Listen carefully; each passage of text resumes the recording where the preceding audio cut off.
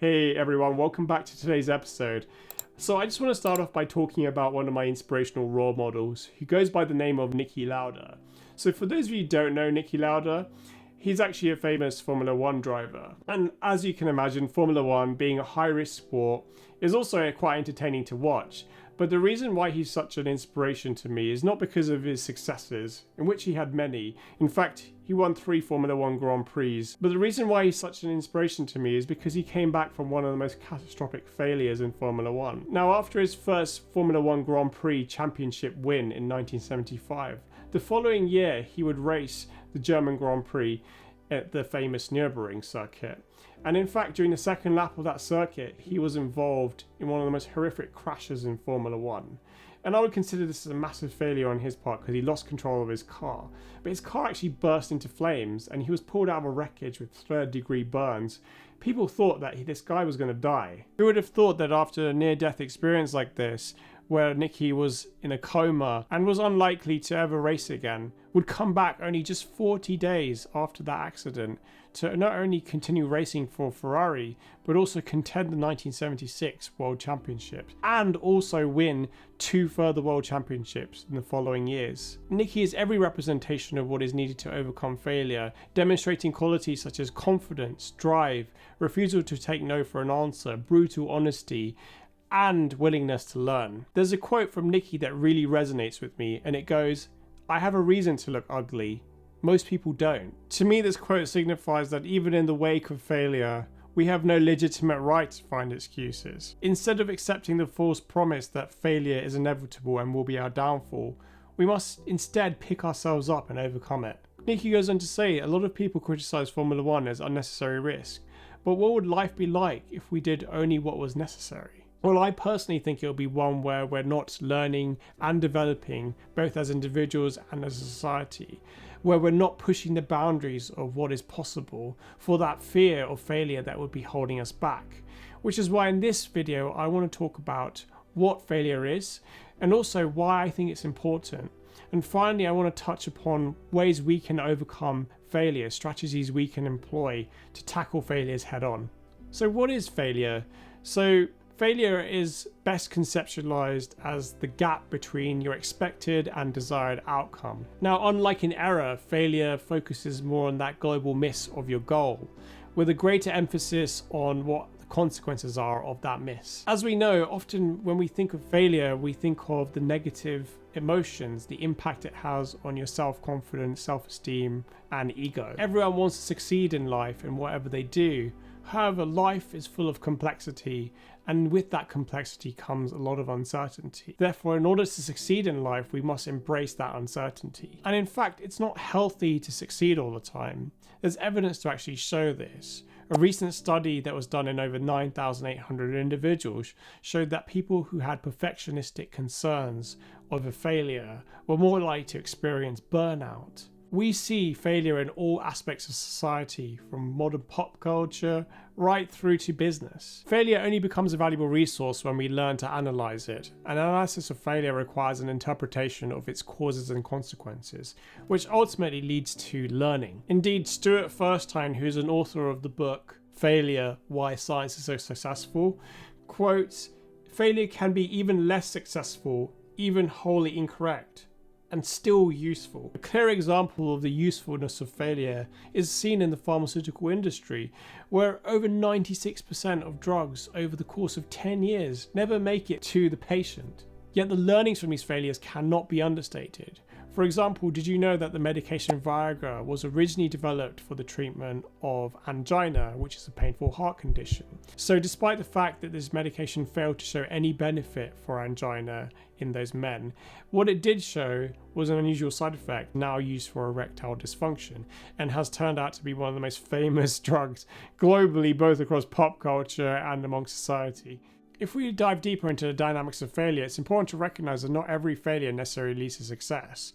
And in fact, this was mathematically modeled in a recent study that analyzed over 40 years worth of research grant applications, right through to venture capital, startup investments, and even, oddly enough, terrorist attacks. The first thing the study found was that the people who succeeded and the people who failed essentially tried the same number of times to achieve their outcome. So what this shows is that you can try repeatedly time and time again, but if you're not learning from your previous mistakes, you're not going to succeed. So you have to figure out what worked and what didn't, rather than just trying to change everything. The second thing the study found was the faster you fail, the better it is for your chances of success later down the line. So this is quite important because it means that if you take too long between consecutive events, you're less likely to succeed. The third thing this study found was that traditional explanations such as luck, your habits, and your ability to learn don't exclusively predict whether you're likely to fail or succeed. In fact, even in the absence of these factors, you can still have very different outcomes because the ingredients that determine whether you're likely to succeed or fail tend to occur very early on and follow their highly predictable and distinguishable patterns long before the outcomes they've been achieved. As the famous Thomas Edison once said, many of life's failures are people who did not realize how close they were to success when they gave up. And what this teaches us is that we shouldn't give up too soon in the pursuit of trying to overcome our failures, since we might be closer than we think. Now, I've explored the dynamics of failure and why I think failure is important, but what I haven't talked about are the ways that we can overcome our failures when we do come across them.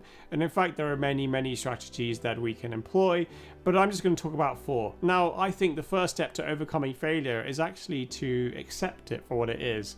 Now, if you can't accept failure for what it is, the fact that you haven't necessarily achieved what you want to achieve, then you're not going to move forward from that point. And we all know that failure is not going to go anywhere. It's going to follow you wherever you go. It's going to be like that really annoying itch that just doesn't go away. And so I think it's important for us to ask ourselves 5 key questions. Firstly, do I keep my mistakes to myself? Secondly, do I only try new things if I'm sure I can succeed? Thirdly, do I become very cautious when things don't work out? Fourthly, do I try and immediately forget my failure? Number 5, do I think failure is shameful and am I concerned about what others think of me when I fail? If you answer yes to any of those questions, then you haven't yet accepted failure and come to terms with it. Therefore, you must be able to answer yes to those questions before you can proceed to the next step, which is all about asking ourselves whether we're ready to learn by adopting a growth mindset. The way I view growth mindset is changing the way in which you see yourself. So your skills, your competencies, your intelligence, all those abilities as something that can be improved over time through increasing effort. And this is really important because evidence has shown that if you have a growth mindset, you're more likely to be able to reframe your failures as opportunities for learning.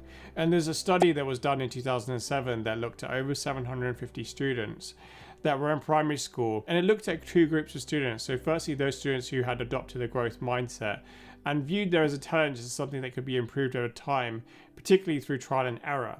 Then it also looked at another group of students who had a fixed mindset and therefore did not believe that their intelligence or their competencies could be improved over time.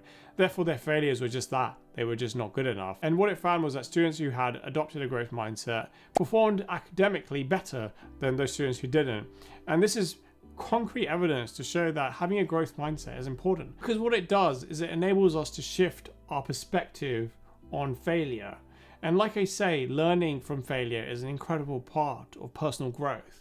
Therefore, we must be able to think positively about it. And in fact, there's a really powerful quote by Wilfred Pareto, who's one of the greatest philosophers, scientists, engineers, sociologists of our time. And he says that, "Give me a fruitful error anytime, full of seeds, bursting with its own corrections. You can keep your sterile truth for yourself." And what this actually means is that he's sort of adopted this mindset where he's willing to learn from his errors. And we're in this world for self-improvement. Therefore, we should view failure as a positive force for learning. Now, the third step I like to think about when I'm trying to overcome my potential failures is by trying to visualize what those failures or those struggles are going to look like in the future. Visualizing your future shortcomings has been shown to be a powerful tool in helping us feel more prepared in the present moment, and paradoxically giving us more energy to pursue those problems. In fact, there was a study done in 2011, and what it did was it asked one cohort of students to visualize their week in a positive manner and another cohort of students to visualize their week in a neutral manner. And those students who visualized their week in a positive manner actually were found to have less energy, feel less motivated, and accomplish less than those students who viewed their week in a neutral manner. And this shows it's better to face our obstacles head on by trying to visualize them, as we often derive our energy and determination from solving these problems. The fourth step in overcoming failure is to ask yourself, what have you learned from this experience or situation? Now, if you can't identify what you've learned from a particular setback, there's no way of knowing what you need to do to improve. So I like to break down this question into 3 sub-questions. Firstly, what have I learned from the situation? Now, it's important for me to recognize the decisions I made at the time based on the information I had, so that I can understand the systemic errors that I had made that led to that particular failure. The second sub-question I think is important that we ask ourselves are, what are the positives associated with this personal failure? Now, it's important that we also recognize the successful elements of a failure in order to move forward in our quest for personal growth. Now, the third sub-question to ask yourself is, how can I grow from this experience? Now, it's really important to recognize that the feedback presented by failure can negatively affect your personal ego. Therefore, it's important that we separate this idea of failure from our ego, as evidence has shown that if we do this, we're more likely to promote learning. So just to summarize, the 4 potential strategies you could employ to help overcome your failures include, firstly, accepting failure for what it is, and therefore facing it head on and realizing this is not something that can be avoided. The second thing you can do is to reframe failure by adopting a growth mindset. Third thing you can do is to visualize your potential obstacles so you're better prepared to deal with them. The fourth thing you can do is to understand how you can grow as an individual from this experience. And if you can combine these 4 elements, you'll be well on your way in your personal growth journey. Hey guys, thanks for tuning into today's episode. I hope you enjoyed it. I'm going to be releasing similar episodes like this over the coming weeks. So if you do like my content, please don't forget to hit the like and subscribe button.